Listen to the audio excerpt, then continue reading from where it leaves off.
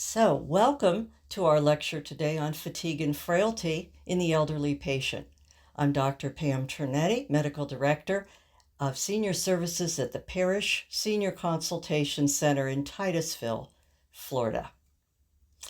Few housekeeping details. I follow the HIPAA safe harbor rule, so any anecdotes that I'm sharing for educational purposes have been changed, so it will not describe a specific person or event.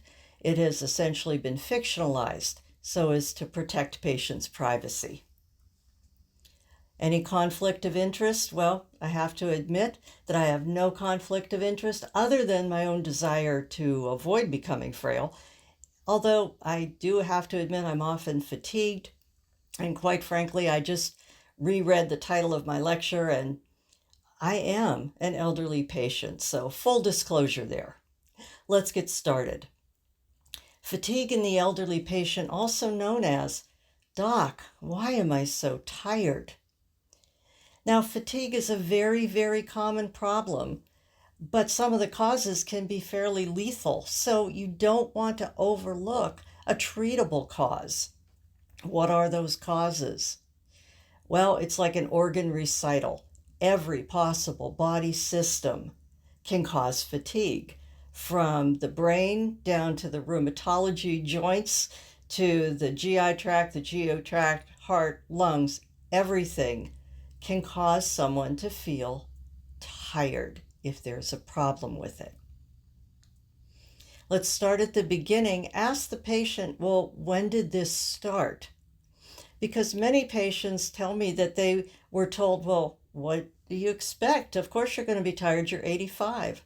What do you expect? You're 75. What do you expect? You're 65. And they say, but doc, this just started a couple months ago. Now, some things are straightforward. Ever since I started that new blood pressure, I feel really tired. Okay. Ever since I was in the hospital, I feel tired. Okay, there's a few more variables there. Was it the illness itself? Was it the experience of the hospital and rehab? Was it a new medication? Ever since my spouse died, grief is very complex, and there's also a fatigue from being overwhelmed from, the paperwork, the bills, the legal matters that have to be taken care of. Then you have, ever since I had a whole gaggle of relatives move in with me. Often it seemed like a good idea at the time, but now it's taking its toll on the elderly patient. Ever since COVID started, there's two levels to this, and we'll talk about them in a bit. That one is the atmosphere, the life-changing events, and the other is if you've had COVID and you're having the effects of the COVID. Now, I started by giving this as a community lecture to patients so they could tell us how they were feeling and help describe their symptoms. And I kind of labeled it as three different types of tired. Are you sleepy tired? Are you worn out tired? Are you just blah tired? Or is it a combination of all three? Daytime somnolence, also known as sleepy tired. The big question, are you falling asleep between breakfast and lunch, lunch and dinner? And is it a planned nap, or are you just nodding off? If they say, well, I'm just taking a nap every day at 2, that's very different from I'm watching TV and I fall asleep in the afternoon or even right after breakfast. So ask if they stay awake during activities. If there's a family outing, if there's an event, if there's a card game going on, do you stay awake? Or are you nodding off during those episodes too, those events? Okay, what about sleeping at night? How do you feel when you get up? Do you feel refreshed and ready to go? Or do you still feel kind of headachy and tired and depressed? And then you get into what time are you going to bed? What time are you getting up? And if you are sleeping through the night, if you're not, what's waking you up? Now, some people have not had a good night's sleep in years. They'll tell you, I don't sleep well, my mother didn't sleep well, my grandmother didn't sleep well. Other times they've developed these flipping the days and nights, but now they've moved in with another family member providing care. And the family member will tell you, Doc, they're staying up until 3 in the morning. They don't get up till noon. And I'm supposed to get them up and get them their medicines in the morning, get them dressed, get them to a day program, get my kids off to school. This isn't working. And that's has to do with the social changes that you have to help them find that happy medium of getting the person to change their clock to go to bed at an earlier hour and get up at an hour to fit the family needs. Sleep busters. What do we do to ourselves that interrupts our sleep? Well, the number one I've seen is falling asleep with the TV on. You're asleep, but then the theme song changes or a loud commercial comes on. You wake up, you can't get back to sleep. I do have a fair number of patients who love murder mysteries and kind of gruesome shows and Forensic Files and My Worst Nightmare and Terrible Neighbors. And then they can't fall asleep because they're scared. So they just don't fall asleep until 5 o'clock in the morning and sleep most of the morning instead of at night. Then there's the folks who force themselves to stay up, and we've all done it. I want to see the end of the movie. I want to see the news. I have to read this book chapter and finish that. And it just makes your body think I have to be awake for something, and you can't just flip that off and shut it down. Then there's meditating. Part of good sleep hygiene is keeping that brain relaxed and thinking about very comforting things and easing down. Meditating is when you lay there and you think about all the rotten people in the world and all the things they've done to you and who stole your parking space and cut in line and what this one said to you, and if you had this to say, you would have said that instead of what you did say. It's like a cow regurgitating its cud. You're just bringing all this stuff up, chewing on it for a while, swallowing it back down again. It's not going to help you sleep. And then there's the distractions. You might say to someone, well, why are you waking up in the middle of the night? Because I'm a caregiver and I have to take my mom or my dad or my husband or my wife to the bathroom. Or the dog wants out, the cat wants in, or my grandson lives with us, he comes home at 11:30, he plays video games. So there might be a variety of why this person isn't sleeping. We all have these lovely handouts in our offices. They're very helpful on sleep hygiene. We all know how to do it right. Avoid the screen time, cool, dark room, timer option on the TV. Keep busy during the day so you sleep at night. We've all gone to family picnics and the kids are running around. You go, oh man, they're really going to sleep tonight. Same thing happens as we get older. If you sit there and binge watch NCIS episodes for 12 hours, you haven't done anything to help you feel tired and go to sleep at night. A lot of the over-the-counter things people use, the lavender sprays and the white noise, they do really help a lot of people, just like a cup of warm milk helps some people. Sleep busters, alcohol. So many people say, well, I'll just have a little glass of wine, helps me sleep, not recognizing that it can cause a paradoxical insomnia. It might make you feel sleepy and you go to lay down and fall asleep, but it's not going to give you a restful, refreshing, productive, if you will, sleep. It actually interferes with the normal circadian rhythm. You wake up more frequently during the night, less REM sleep, which is restorative. You're up more often to go to the bathroom, and you might have a hangover and the daytime drowsiness. Now, anyone who's heard me talk about dementia knows that we talk about alcohol and the fact that one alcoholic beverage in someone over age 65 is like 3 in a younger person, with its effect on the body, especially the brain. And alcohol can mimic, magnify, and accelerate any underlying dementia. So we have to bring that up. Caffeine. caffeine actually blocks the adenosine receptors in the brain. The adenosine helps regulate the sleep-wake cycle. That's why we drink coffee, so we can stay awake. So if you tell somebody, well, how much caffeine are you drinking at night?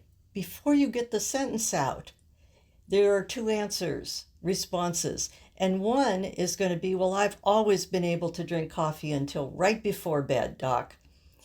Well, maybe you always have been able to, but right now, maybe not.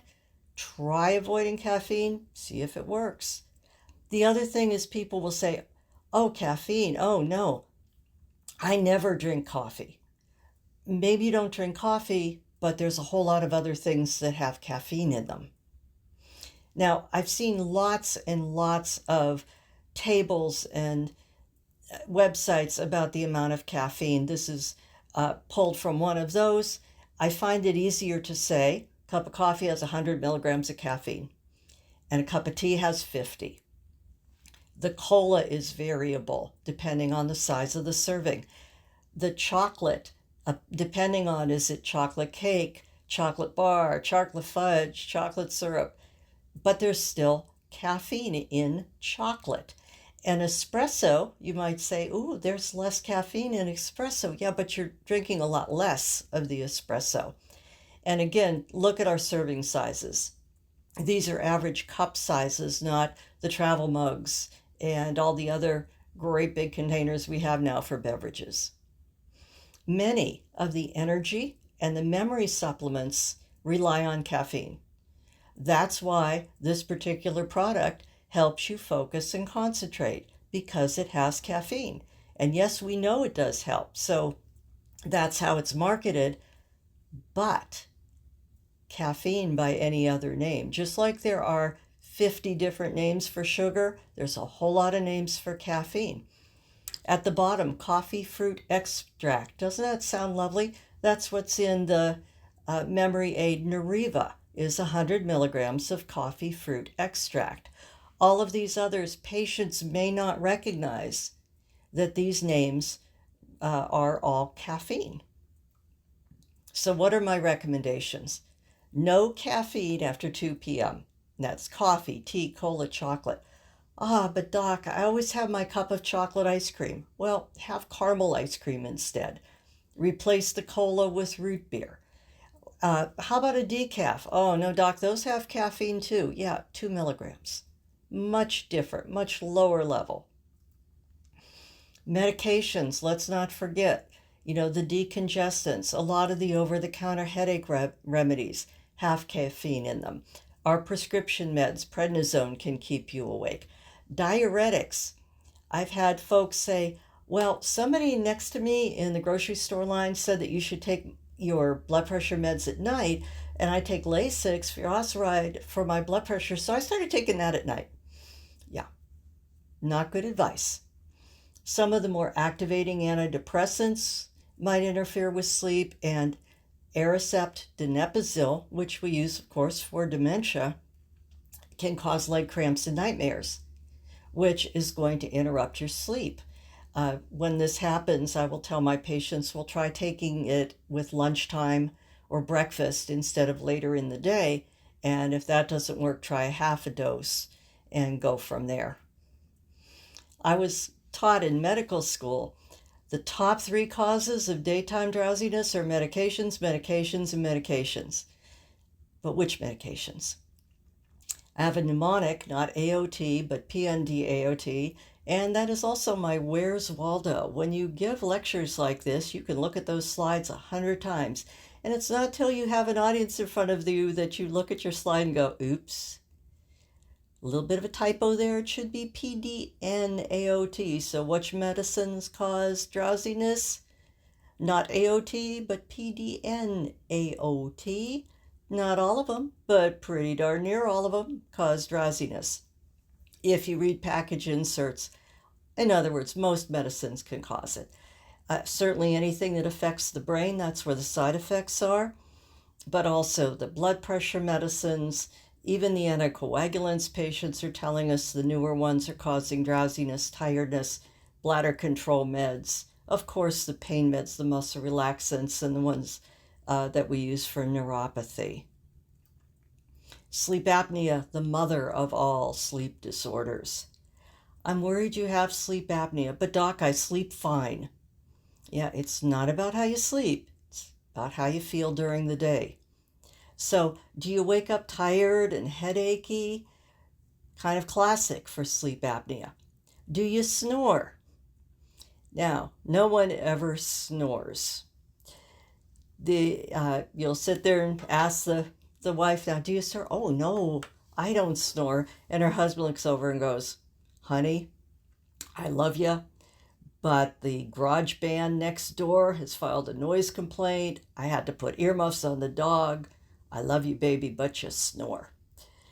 So get to learn these things, and kind of along those lines, and it is germane to this talk. If you're kind of new at medicine, nobody ever has more than 2 alcoholic beverages a night, ever, except this one guy that I said, how much do you drink? I'm a social drinker. I said, how many drinks are in a social? He said, a couple bottles of Jack Daniels every night. Okay, he's a social guy.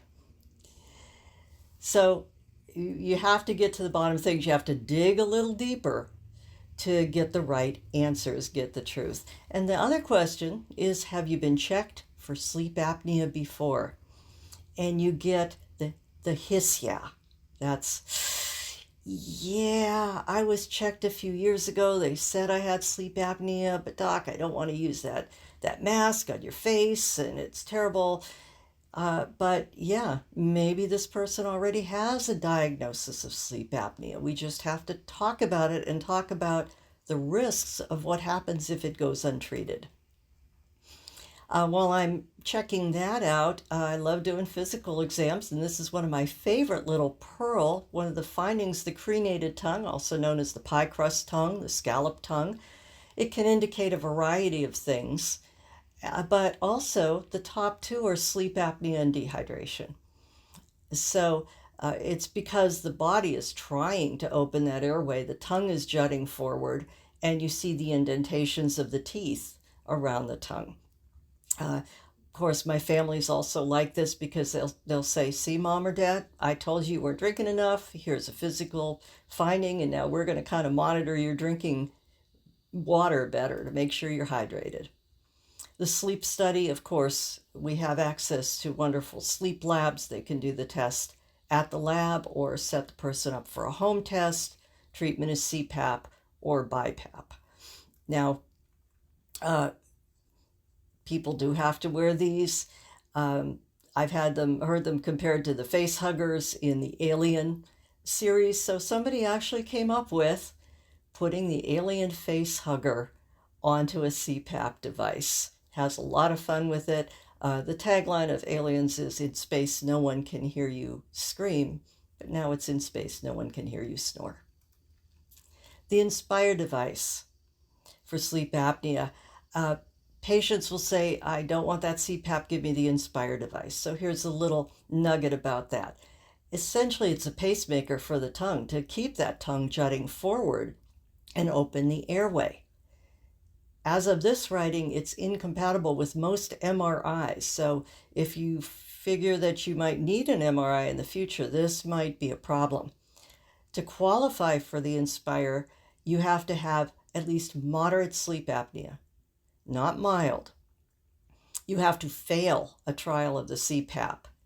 Your BMI has to be under 32 and no significant central sleep apnea, less than 25% coming from a sleep apnea central problem. So what happens if you let the sleep apnea go and don't treat it? Top of the list, risk of sudden death, increased risk of stroke, poor diabetic control, and like alcohol, it can mimic, magnify, accelerate an underlying dementia. And then just the continued daytime drowsiness. You make the diagnosis, you have a conversation, the patient doesn't want the CPAP, and 2 months later they say, Doc, why am I so tired and sleepy all the time? Because you have untreated sleep apnea. Another sleep disorder, REM sleep behavior disorder. You act out your dreams. If you're thinking you're in a ring with Rocky, you're punching. If you think you're running along the beach, you're moving your legs. You're falling out of bed. This is associated with later development of some neurological diseases like Lewy body and multisystem atrophy, which also brings an orthostatic hypotension with it. And it's associated with Parkinson's. With alcohol and certain sedating antidepressants or withdrawal from either of those two, you can see some temporary or long-standing REM sleep behavior disorder. Of course, the leg cramps, the restless legs, when you're saying, what wakes you up at night? Oh, doc, it's the leg cramps. Oh, my legs are jumping. They're hurting. Well, is there a pattern? Is it on the days that you are active, on the days you're sitting at home, on the days you're wearing a certain type of shoe? You're going to look at the medications, that even diuretics, even with a normal potassium level, can cause the leg cramps. We already mentioned donepezil causing leg cramps. And of course, you're going to check potassium, calcium, magnesium level. Start with lifestyle changes, and there are indeed prescription medications available. But many of my patients like folk remedies. This is some of the favorites, and that's the unwrapped bar of ivory soap under the bottom sheet near your calves. I read in an alternative medicine magazine that the theory is that it releases magnesium ions that act like an Epsom salt to help the muscle spasm. There's TheraWorks and Arnicare cream, which are available over the counter that help treat the leg cramps. Now, our old treatment was Quinam, which is a higher dose quinine. It's not available anymore, so we'll tell people a little glass of tonic water, over-the-counter products, that kind of thing. It was taken off the market, Quinam was, in 2006. The FDA sent a big letter saying, if you're prescribing quinine, it has to be used for malaria. It cannot be used for leg cramps. Sure enough, 6 months later, patient came back from a world cruise. An ID doc on the other side of the world had written a prescription for quinine for their malaria. I continued it, and I got a love letter from the FDA saying, you'd best be using this for malaria, missy. But I was. Some prescription restless leg treatments are, of course, out there and available. You always balance the risk versus the benefit versus burden on the medications for the patient. The sleep-related hypoventilation, nocturnal hypoxemia. So there's less respiratory efficiency while the patient sleeps. Now you're going to see this in CHF, in COPD, but you're also going to see it with age because we lose the muscle mass as we age. We have less elasticity in the chest wall, less compliance. So just like you see an x-ray in somebody who's 85 and it's red as COPD, and you tell the patient, they go, but doc, I never smoked. No, it's the normal changes of aging as there's more dead space, more fibrosity to the lungs. So we see these changes. What can we do about them? Well, you order a home overnight pulse oximetry. Now, to get approval, to get it paid, they usually require CHF or COPD. Sometimes hypoxemia will get you this diagnosis, or will get you the test paid for. But things like if you write sleep apnea, you might get it turned down, or pulmonary hypertension, asthma. You have to find what's acceptable. Once you start to treat it, if you find it, you have to also document that you're treating the underlying illness. So if you say they have CHF, then they better be on a diuretic, beta blocker, ACE, ARB, what have you. If your diagnosis was COPD, then they should be on treatment for COPD like inhalers. Now, some people will really accept a little nasal oxygen much better than a CPAP. And let's not forget daytime drowsiness, fatigue, dementia. As the dementia progresses, there's an actual slowing of brain waves. We've all seen that on EEGs. So the patient is spending more and more time just kind of drowsing in the chair, unless you specifically involve them in an activity. So families will say, yeah, if we play cards, if we do a craft, if we make some cookies, they're awake. Otherwise, they're just dozing off. This is where adult daycare or private duty aides coming in to keep the patient active and busy during the day is really, really helpful. Now, words have power. I never use the term daycare, adult daycare. It's an activity center or it's a senior center for people with memory problems, and they do exercise and brain games and other activities. Just like it's not a bib, it's a shirt protector, and it's not a diaper, it's absorptive underwear. So, dementia patients over the years and years ago, they said, do not give them anything to help them sleep because of increased risk of falls. Then we came to realize that a third of our caregivers die before the care receivers. And all of a sudden, it made sense to get everybody a good night's sleep. So, of course, the sleep hygiene intervention we've already talked about. Some of the natural sleep aids that contain melatonin, chamomile, valerian, lemongrass are very helpful. They're on every drugstore shelf, health food store shelves, and you can pick a couple of your favorites out of what's available. Please avoid diphenhydramine, Benadryl, and the other over-the-counter sleep aids. They hook people by saying they're non-addictive, which they're not, but they can cause a lot of other problems. They're anticholinergic. So you're messing with the acetylcholine in the brain of somebody with Alzheimer's disease. Not good. Trazodone has been repurposed from years ago as a really nice sleep aid for elderly people with dementia.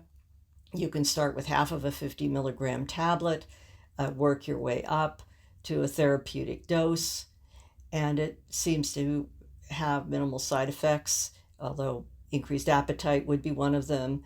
And of course, could it contribute to daytime drowsiness? Of course. But you'd be very cautious, start low, go slow.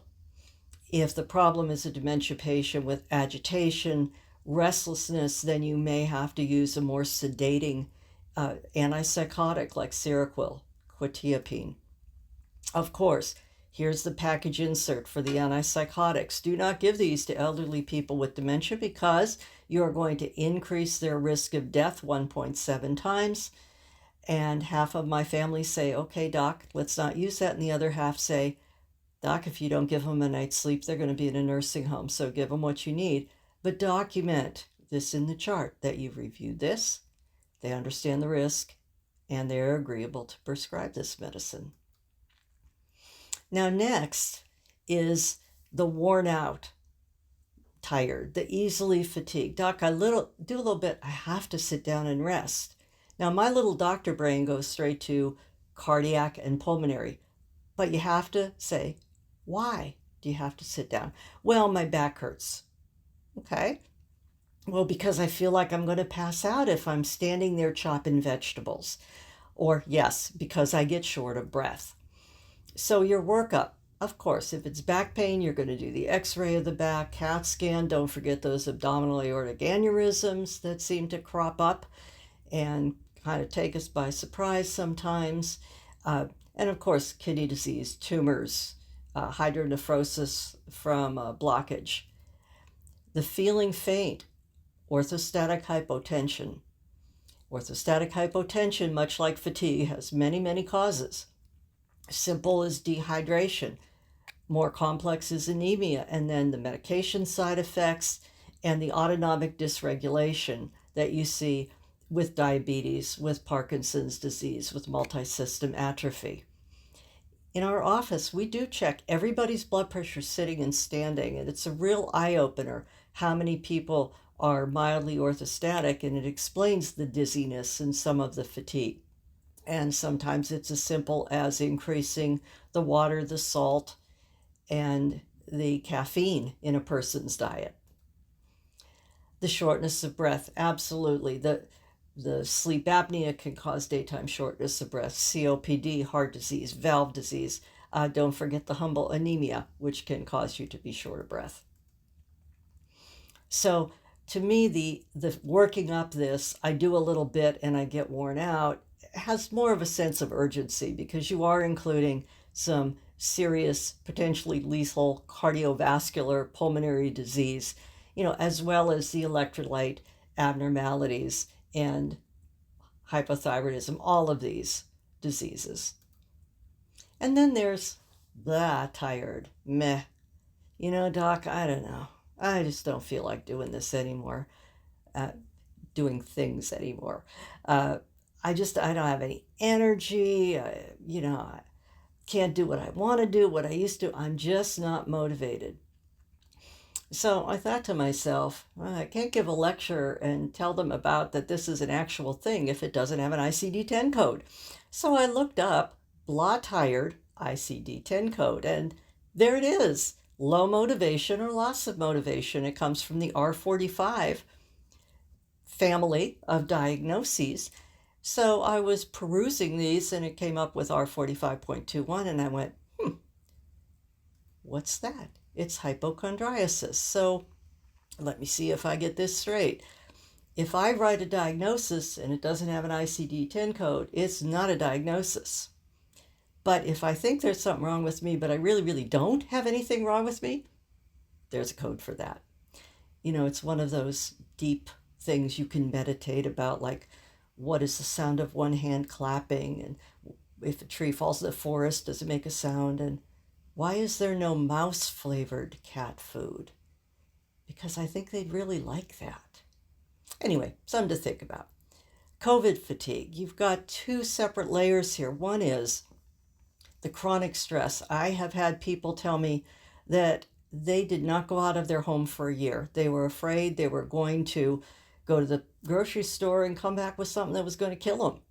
So all of the bridge games and volunteering at the museum and clubs and social activities dried up. So even if you wanted to do something, there was nothing out there. So the boredom, the ennui, the fact is the body at rest remains at rest. The body in motion remains in motion. That's a physics law, but it's true about people as well. And even now, there are less options for people to get involved with. So that's our whole society of seniors. Then you have the longer term effects of actually having the disease, the pulmonary symptoms, the getting short of breath, weak, fatigue, headaches. And I'm seeing a lot of COVID-induced dementia. They were doing fine, they had COVID, and now they're showing signs of mild, moderate, or severe dementia. Or they were in the mild range, and now they're down to a severe dementia or even a psychosis from the illness as a long-term effect. So when you say loss of motivation, as always, the vaguest symptoms have the most causes, and that includes medical and emotional and medication, social causes. So the question is, even if you don't feel like doing anything, do you still do it? And if they say, well, yeah, the house is cleaned up and the bills are paid and the food's cooked, I still do it. I just don't feel like doing it. That's a big difference from, no, doc, I'm sitting there, I'm not eating, I'm not cleaning the house, some of the bills haven't been paid. Huge different level of serious. And once again, every body system and organ recital can cause blah tired.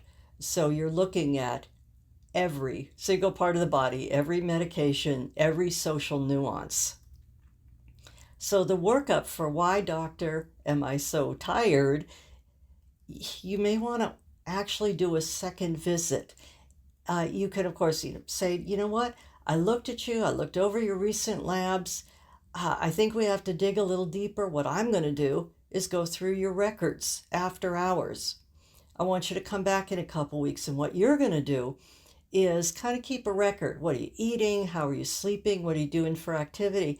And I'd like to add in that, get all of your medicines in their bottles and either write down the names or bring them in, because sometimes the medication list is not accurate, it's old, or something was added that they didn't add that to the list, and there might be an answer. Meanwhile, you're looking back going, oh, look at that. They were checked for sleep apnea. Hey, their cardiology notes say that their EF was 35%. Oh, I didn't notice that this other doctor had started this medication that could be contributing to fatigue. And again, even over the counter antihistamines that the patients started thinking they were benign.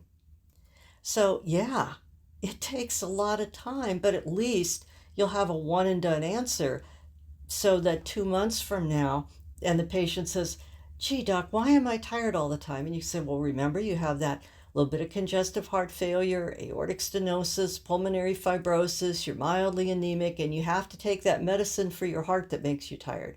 Okay, yeah, doc, now I remember. I understand. But the cause could be frailty. Frailty, we have it in our minds. A little frail little old lady, we can picture her. But frailty has many faces. Now, you could look at these four folks in our slide and you'll say, well, that guy without his shirt, he's probably not frail. And on the other end, that looks like a guy, looks like a big, hefty kind of guy. He can't be frail. In the middle, yeah, those two, they have gray hair. They're wearing sweaters. They have canes, glasses. Yeah, they're probably frail. Yeah. Well, like art, frailty is difficult to define, but we know it when we see it, don't we? Maybe we don't. Both of these pictures are called Lady with Cat. They're totally different, and yet they're both art. So, the guy with the shirt probably is not frail. Can the man who is overweight be frail? Of course he can.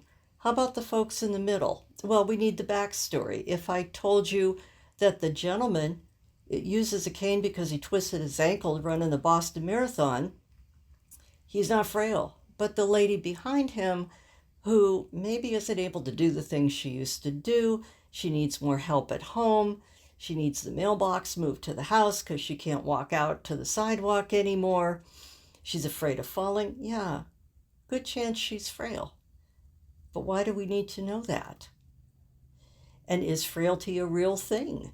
Yeah, it is. It's got its own ICD-10 code. There's a number of things under that. But frailty is an issue, and it is a factor. And it will drive some of our decisions. Now, I have been reading tons of journal articles and studies and mega-analysis of frailty studies so that you don't have to. Took it on myself, read hours and hours worth of articles. What did I find? Well, there's some words that keep coming up. Inevitable, age-related, common, limitations, vulnerability to stressors, internal and external, and an elevated risk of catastrophic declines in your health and in your ability to function. There's lots of different frailty theories and indexes and scales. I'm going to introduce you to a couple of them. Rockwood. Dr. Rockwood is up in Nova Scotia, Canada, and his theory is that we all have age-related deficits that individually don't account as a risk factor, but when you add them all together, you have more outcomes. He has the Rockwood Frailty Scale, which is available to you on MD Calc under Clinical Frailty Scale. Each level has a title, there's a picture, and then there's a little backstory, a description as well. So you can look up this lady with the cane and say, well, she's vulnerable. She's not dependent on anybody else yet. But common complaint is, guess what? Being slowed up or being tired during the day. Freed's cycle of frailty has to do with the lack of reserve, again, because of the aging body, the biological processes, and the difficulty responding to stress, both internal and external, which then causes this cycle, this cascade of further damage. His physical frailty phenotype, it is a question and answer, but it also includes measuring grip strength and walking speed. Now, this is available on a really beautiful website called frailtyscience.org, which is sponsored by Johns Hopkins. And it gives you a lot of information. Certainly, measuring grip strength and walking speed is probably a little out of the possibilities in a outpatient setting outside of a university or research program, but it's still valuable information. In Britain, National Health Service uses the PRISMA 7, and I'm like, well, what does PRISMA stand for? It's the program of research on integration of services for the maintenance of autonomy. It's actually kind of cool. They want to identify people who are frail so that they know who needs the most help. This is a 7-question test and identification. And if you're above 3, you are then at risk for frailty. So what does frailty look like? It's a combination of, yes, difficulty walking, fear of falling, immobility, decreased grip strength, osteopenia, sarcopenia, low energy, need to have help to complete the everyday tasks, cognitive impairment, and weight loss. Now, I've never been able to bring myself to say you're losing weight because you're frail. We've got to dig a little deeper and find out, okay, is there something that's causing the weight loss that is then causing this patient to be frail? And we all know them. The thyroid disease, new onset diabetes can present as weight loss. COPD patients need to eat more than other people to maintain their level of energy and activity. Food insecurity. A little town nearby had one little dollar store type store that did have a little grocery with some vegetables and fruits, and the meat would be frozen, but you could at least make a meal. It closes down. Now, all the folks who used to go there on their bikes or dragging a little shopping cart, where are they going to get their fresh fruit and vegetables?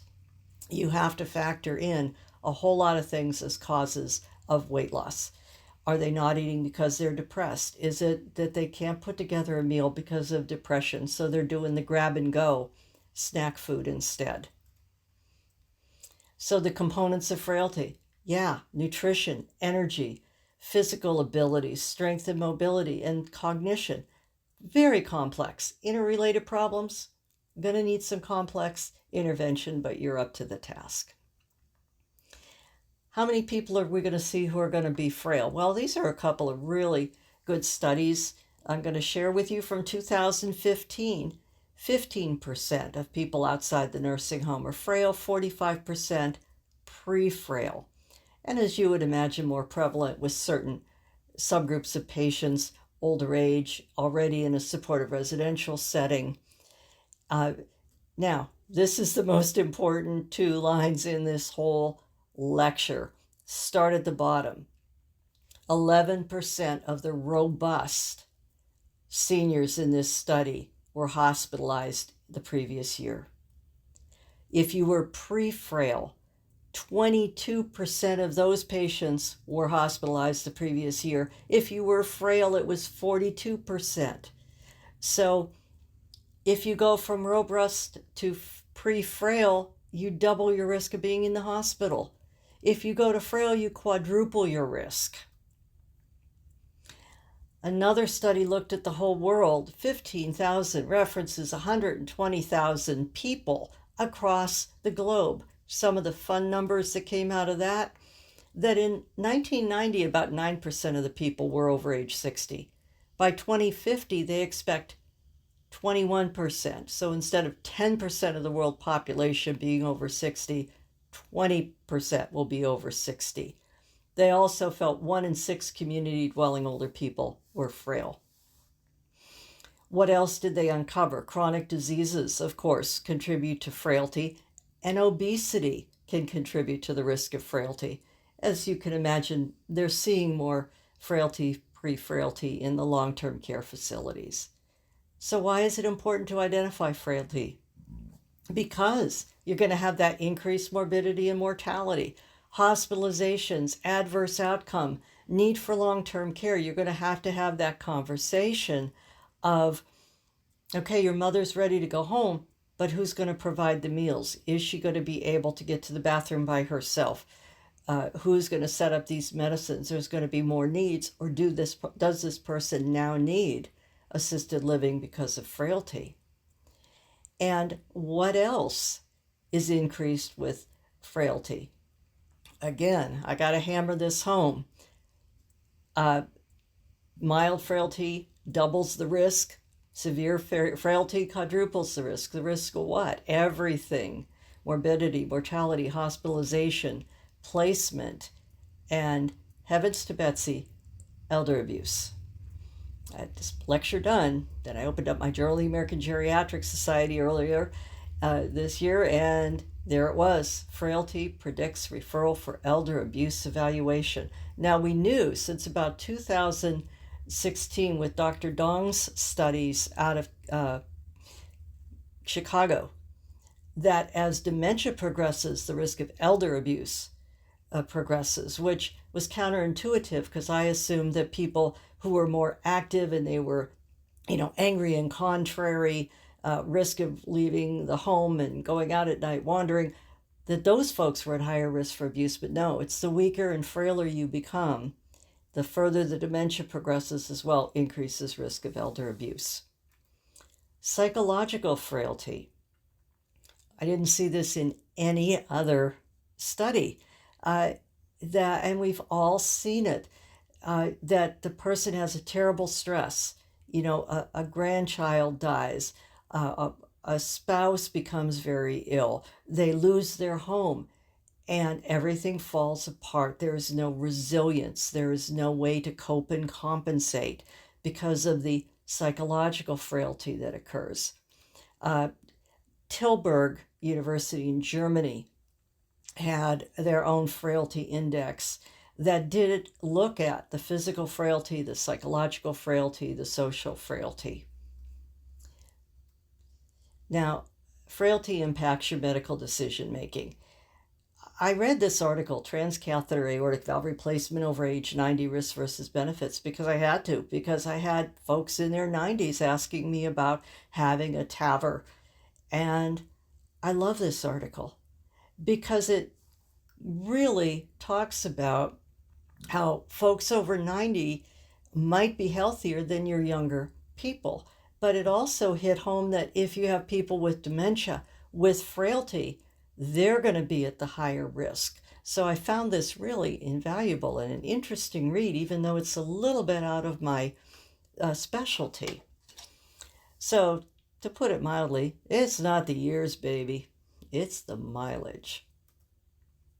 So is there a way on paper to help diagnose frailty? You would think that there would be a combination of, okay, the CRP might be high, maybe the protein levels are low, maybe there's anemia, but there's no specific biomarkers or combination that you can hang your hat on to say, yeah, this is frailty.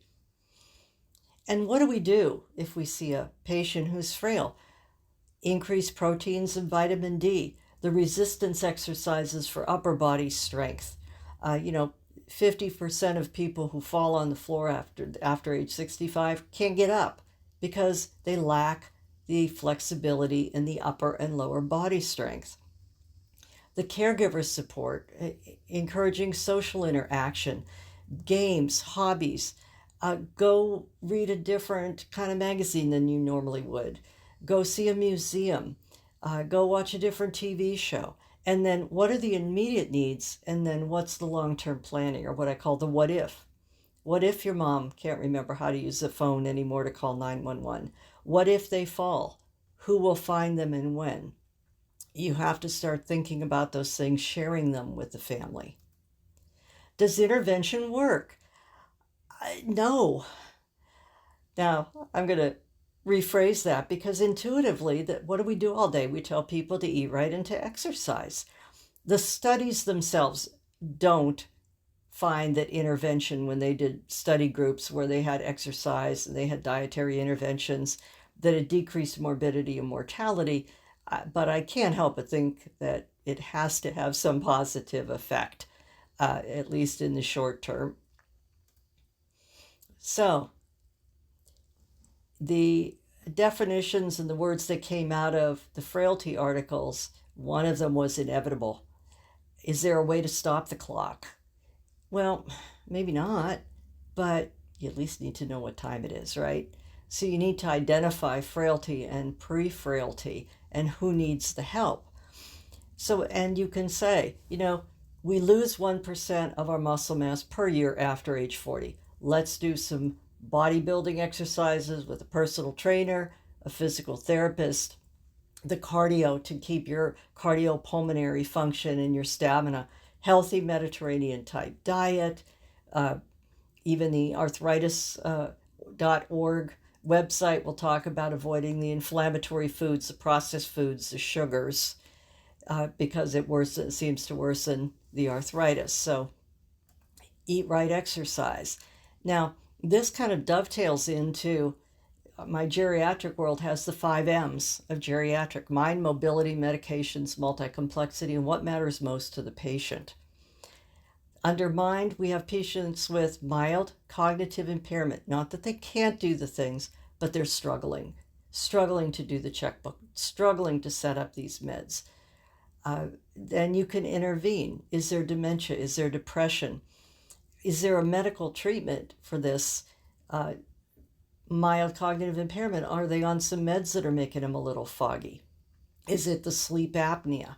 And again, activities, post-COVID, learning new things, socialization, volunteering, finding a purpose. For mobility, decrease that fall risk. Home physical therapy, use your walker. It's easier to use a walker with wheels than to end up in a nursing home. Now, exercise, yes, I know, 30 minutes 5 times a week, but for my patients who've never exercised, I will ask for 5 minutes a day. Just march in place, hold on to the couch, walk around, watch Sit and Be Fit on the PBS channel or get it on YouTube for stretching exercises and some strengthening. Just keep moving. Medications. Of course, as we get older, there's a change. There's a change in absorption. There's a change in the muscle mass versus the fat versus the water. So you're at higher risk for side effects, higher risk for drug interaction.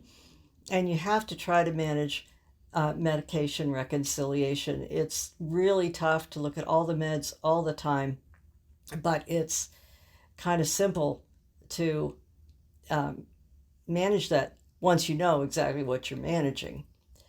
Deep prescribing is a big trend now. It's not easy at all. It is not fun because families might say, well, wait a minute, she gets reflux every so often, so I want her on that medication every single day. Or, we want these different supplements. Somebody next in line at the grocery store has suggestions. Everybody has an idea. But you also have to get your prescribers on board. Many times families have said to me, can you take over this pain medicine and then you can wean them off of it? No, because they'll just go back to the other doctor who gave them more. You have to work with that doctor and tell them your concerns and ask for options. There's huge benefits to be reaped by cutting back on the medications going in. Again, if possible, benefit versus burden. You know your patient better than a list on a page. The multi-complexity refers to there are many, many factors. Their physical needs, where they live, family involvement. You are walking tightrope. You can make a great recommendation, like I'm going to put you on this high protein diet. And they'll say, but what about my kidney disease? I want you to drink more water. Yeah, but I have CHF. I don't want to make the cardiologist mad because I'm pouring water into this patient. So everything has to be very thoughtful and very planned and discussed. what matters most to the patient. What is the patient's goal?